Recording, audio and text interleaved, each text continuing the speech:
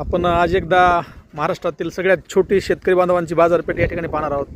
आठवडी बाजार आहे आणि हा बाजार किती फुल असतो आणि आज किती कमी आहे आणि का भरत नाही याचं आपण शेतकरी बांधवांकडून विश्लेषण घेऊयात.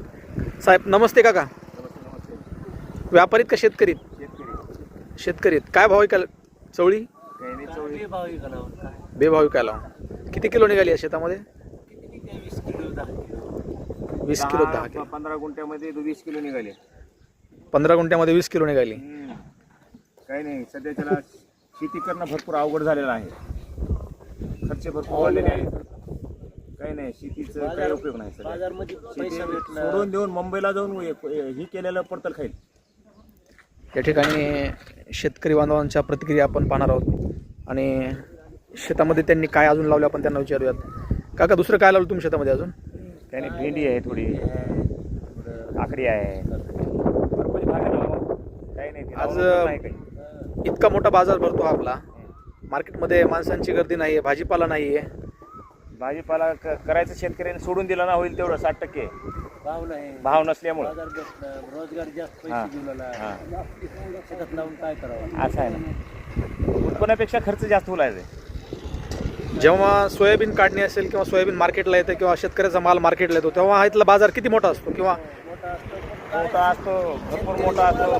शेतकऱ्याच्या मालाला भाव नसल्यामुळं 3500 रुपये सोयाबीन गेलेले.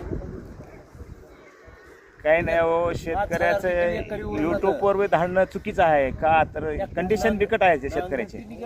ती महाराष्ट्राला कळली पाहिजे, देशाला कळली पाहिजे किंवा सरकारपर्यंत तुमचा आवाज पोहोचला पाहिजे. यासाठी कुठलाही युट्यूबवर काम करत असेल किंवा शेतकऱ्यांचं चॅनल असेल तर दाखवायला काय अडचण आहे काका? आपण यांनी चवळी आणलेली पाहूया. त्या ठिकाणी चवळी आणली मार्केटला विकायला आणि चवळीला भाव नाही आहे त्यांच्या. 200 रुपयाला बॅग चालली. याला खर्च काय करता तुम्ही? काय खर्च काय केला? भरपूर आहे. एका घागरीला 300 रुपये लागतील फवारायला. म्हणजे परवडत नाही असं तुमचं म्हणणं आहे. यापेक्षा काही वेगळी शेती केली किंवा टेक्निक वापरलं कुठलं तर उत्पन्न जास्त घेता येईल आपल्याला, असं तुम्हाला वाटतंय का?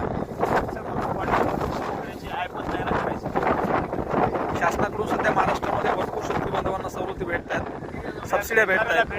छोट्या मोठ्या शेतकऱ्याला भेटत नाही का? ज्याचे ही आहे त्यालाच भेटतात. नेमकं तुम्हाला म्हणायचं काय? स्पष्टपणे शेतकरी बांधवांना समजेल अशा भाषेत सांगा. ज्यांचं आहे त्यांचंच म्हणजे काही नाही. शेती पडतल खायला खर्च भरपूर वाढलेले आहेत. त्याच्यामुळे पडक ठेवलेली पडतल खाते, कामाला गेलेलं पडतल. रोजगार परवडत आहे, शेती परवडणार नाही पडत. त्या ठिकाणी संतप्त शेतकरी काकांच्या प्रतिक्रिया जर आवडल्या तर नक्की लाईक, कमेंट आणि शेअर करायला विसरू नका, जेणेकरून शेतकरी बांधवांना नवनवीन व्हिडिओ पाहायला भेटतील.